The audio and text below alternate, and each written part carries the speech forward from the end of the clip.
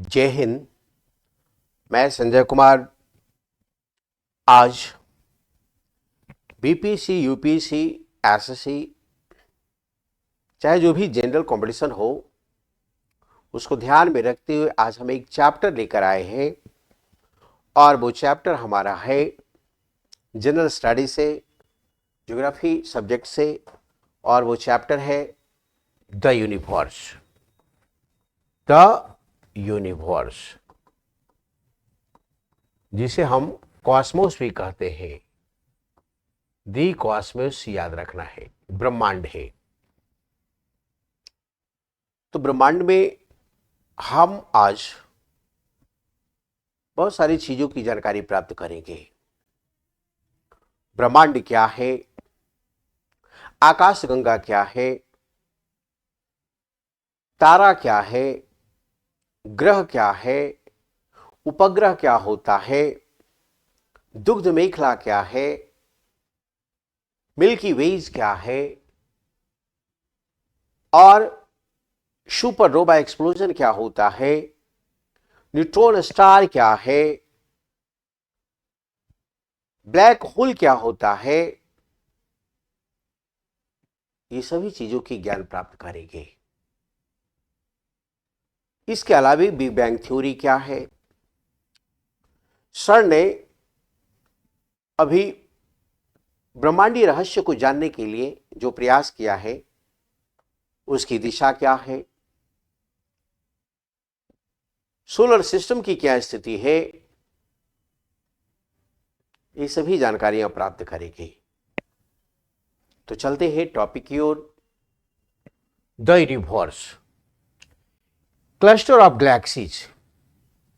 ये जो ब्रह्मांड है इसमें छोटे छोटे तारे हैं और ये तारे अरबों अरब तारा है। ब्रह्मांड में अरबों अरब तारा है। ब्रह्मांड में अरबों अरब आकाशगंगा है और उस आकाशगंगा में अरबों अरब तारा है। तो cluster of galaxies, that is called universe. Universe क्या है? क्लस्टर ऑफ गैलेक्सीज है।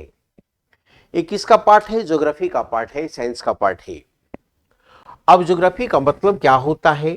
जियो प्लस ग्राफी, अर्थात स्टडी ऑफ अर्थ, पृथ्वी के अध्ययन को ज्योग्राफी कहा जाता है। और जहां तक इसके फादर की बात है तो geography, father of geography, that is the Eratosthenes. Eratosthenes father of geography होता है। लेकिन फादर ऑफ मॉडर्न ज्योग्राफी की बात करते हैं तो हेकेटियस कहा जाता है। किसे कहा जाता है? हेकेटियस को कहा जाता है। तो फादर कौन? एराटोस्थेनीज। मॉडर्न फादर कौन? हेकेटियस। अरस्तु का क्या योगदान है? इन्वायरमेंटल ज्योग्राफी के लिए अरस्तु ने जबरदस्त योगदान दिया है। भूगोल में पर्यावरण अध्ययन के लिए, पर्यावरण भूगोल के क्षेत्र में अरस्तु का योगदान जबरदस्त है, याद रखना है। ज्योग्राफी में एक प्रिंसिपल है पॉसिबिलिज्म, संभावनावाद। संभावनावाद का मतलब कि प्रकृति को दोहन करने के लिए व्यक्ति सक्षम है, जितना संभव हो उतना दोहन कर सकता है। इसको ज्योग्राफी में क्या बोला जाता है? संभावनावाद, दैट इज द पॉसिबिलिज्म। प्रकृति में जितनी हमारी क्षमता सामर्थ्य है उसके आधार पर हम दोहन करना, हमारे द्वारा दोहन करना क्या कहलाता है? पॉसिबिलिज्म कहलाता है। लेकिन डिटर्मिनिज्म, निश्चयवाद क्या कहता है? निश्चयवाद कहता है कि एक सीमा तक हम प्रकृति का दोहन कर सकते हैं, प्रकृति से कुछ प्राप्त कर सकते हैं, उसके बाद हम प्राप्त करने में सक्षम नहीं है, क्योंकि हमारी सीमा है।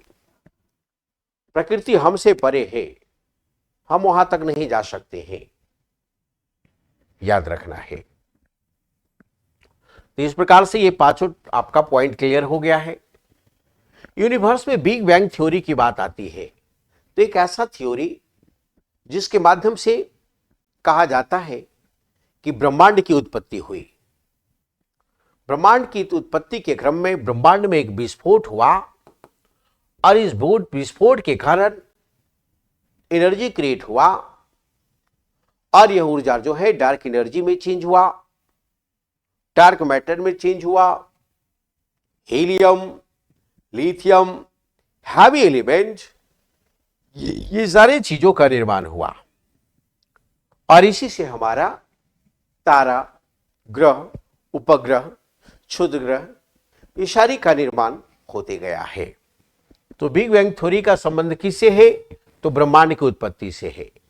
इसको किसने दिया है? तो लेमी ते ने दिया है। लेमी ते वैज्ञानिक ने दिया है, याद रखना है। द यूनिवर्स चैप्टर में मिल्की वे से सवाल पूछ लिया जाता है कि मिल्की वे क्या है। तो मिल्की वे एक प्रकार से आकाश गंगा है। मिल्की वे क्या है जी? आकाश गंगा है, जिसे दुग्ध मेखला कहते हैं। और इसी आकाश गंगा से हमारा सोलर सिस्टम का कनेक्शन है। पूछेगा कि सौर मंडल किस आकाश गंगा में स्थित है? तो ये दुग्ध मेखला आकाश गंगा में स्थित है। किसमें? मिल्की वे में, याद रखना है।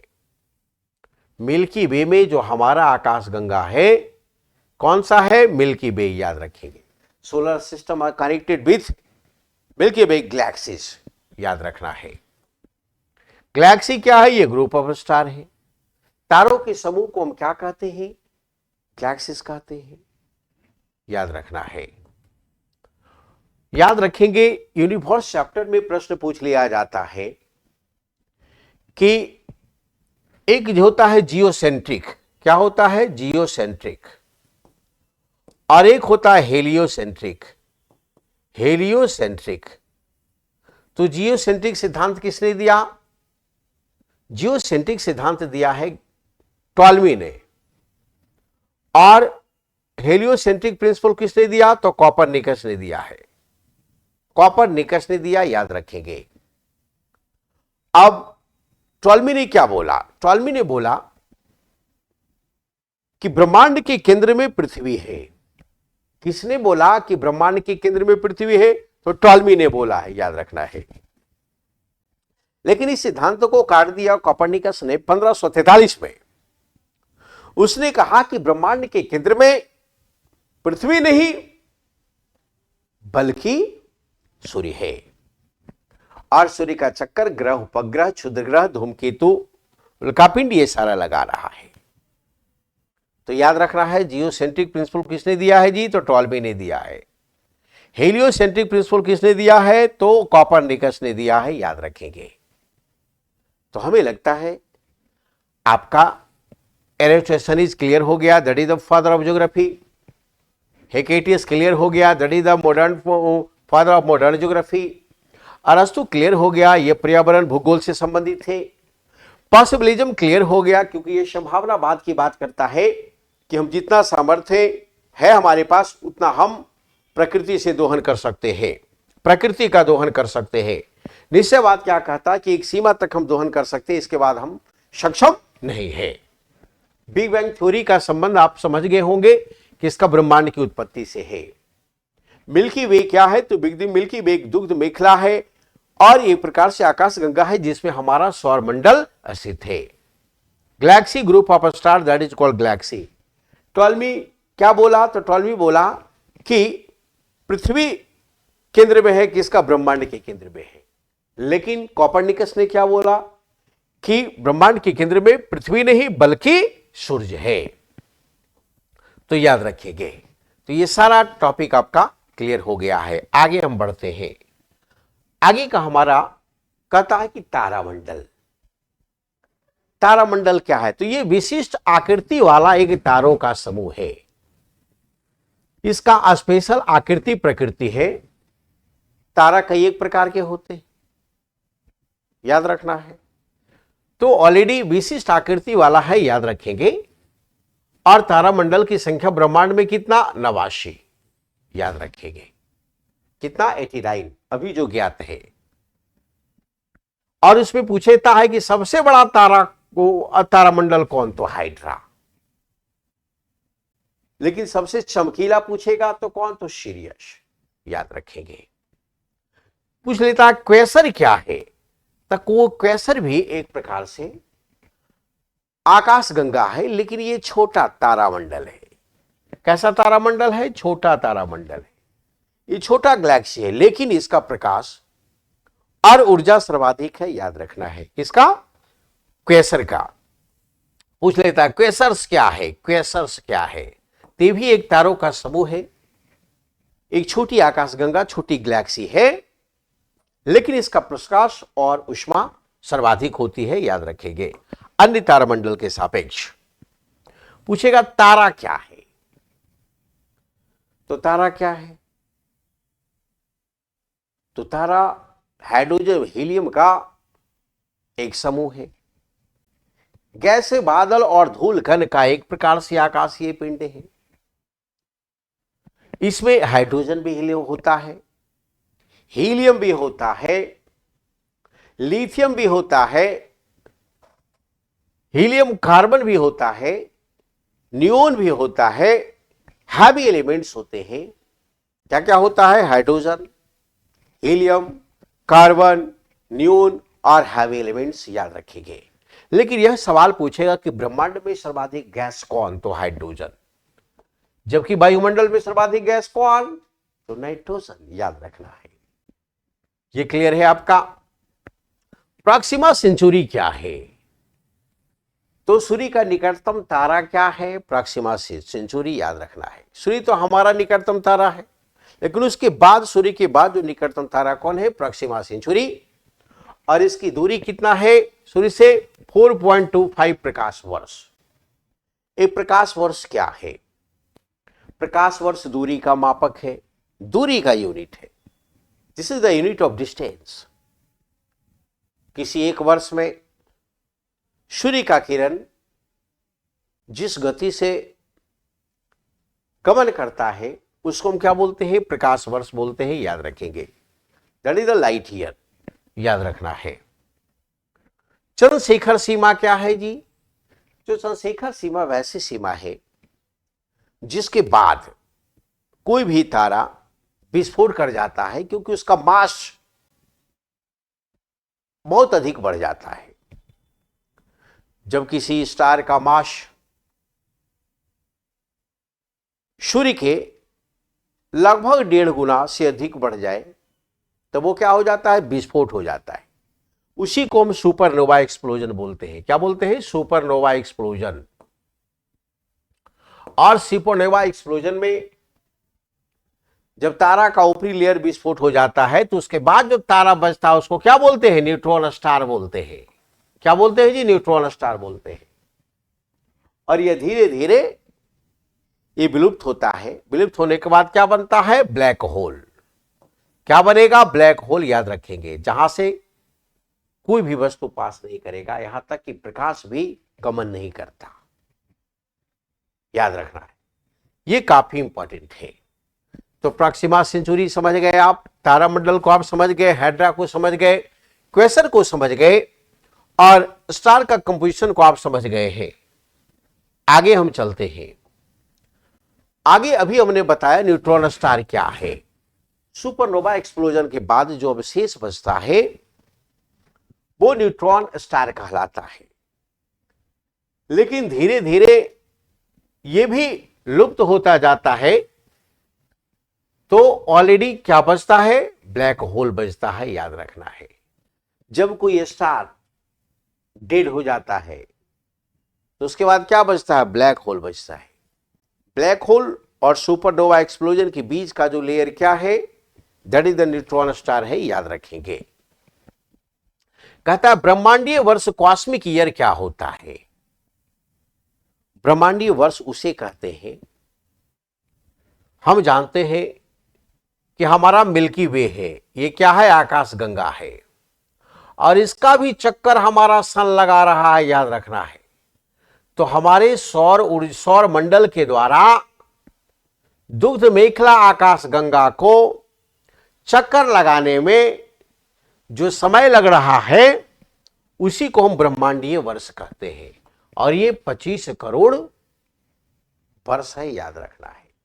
यानी 25 करोड़ वर्ष में हमारा सोलर सिस्टम मिल्की वे आकाश गंगा का चक्कर लगाता है, याद रखना है। इसी को हम क्या बोलते हैं? ब्रह्मांडीय वर्ष बोलते हैं। प्रकाश वर्ष आप समझ गए कि सूर्य का किरण जो एक वर्ष पे पृथ्वी पर आने में जो दूरी तय करती है उसको हम क्या बोलते हैं? प्रकाश वर्ष बोलते हैं। उसको क्या बोलेंगे? प्रकाश वर्ष बोलेंगे। सूर्य की किरण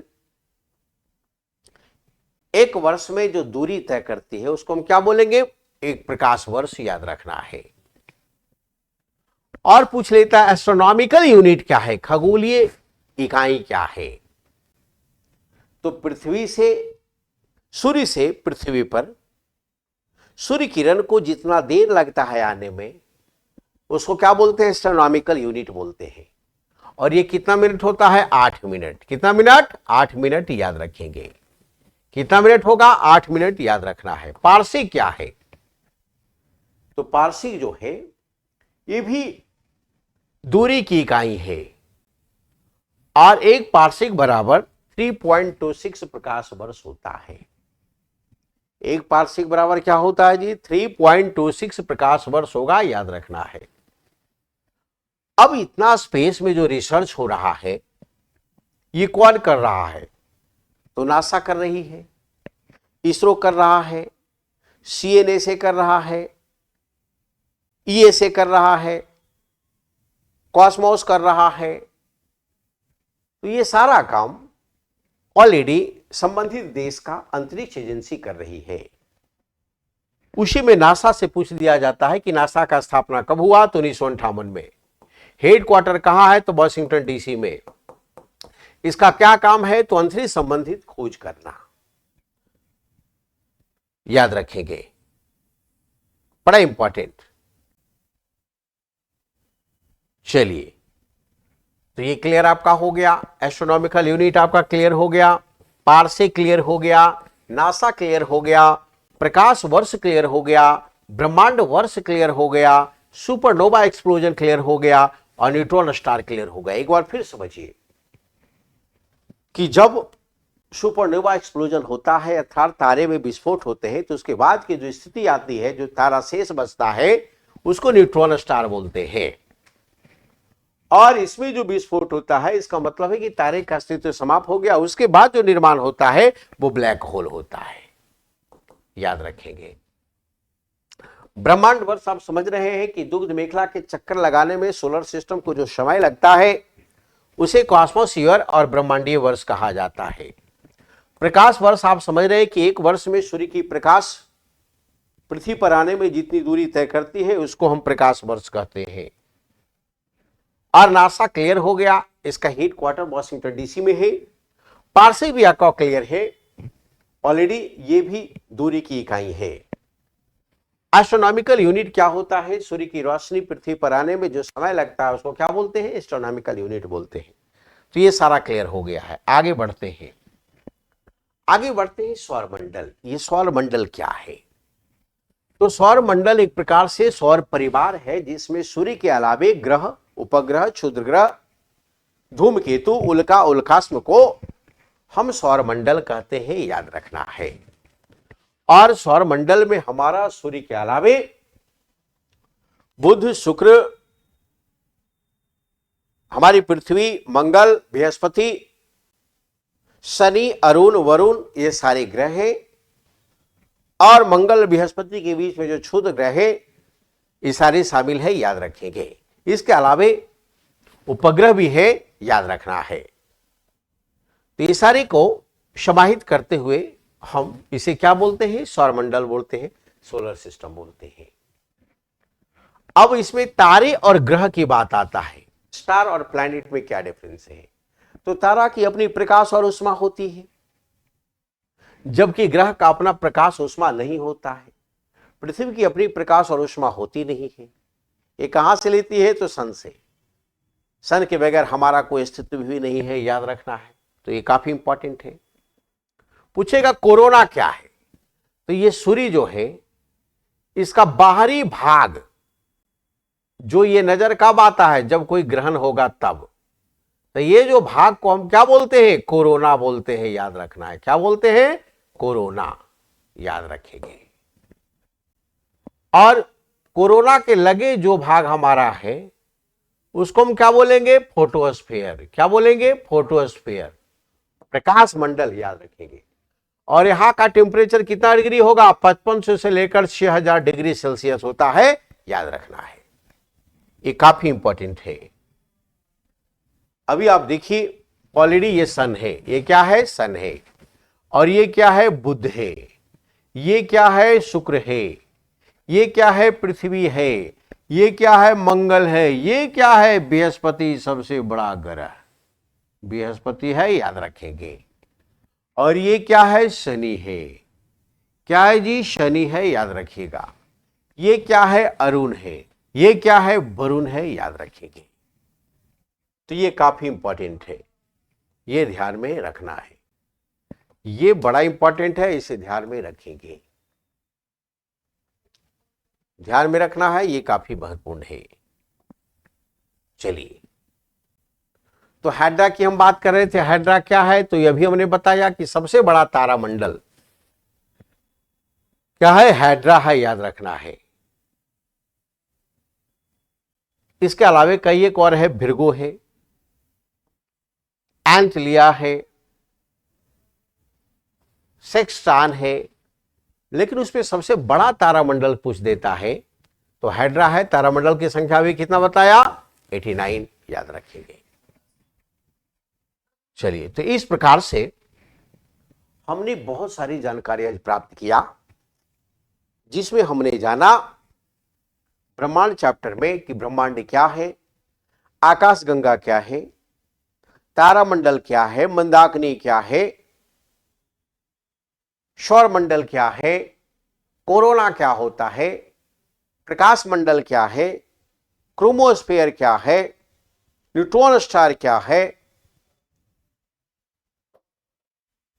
ब्लैक होल क्या है, ये सारी चीजों को हमने जाना है। आगे का चैप्टर हमारा होगा सोलर सिस्टम।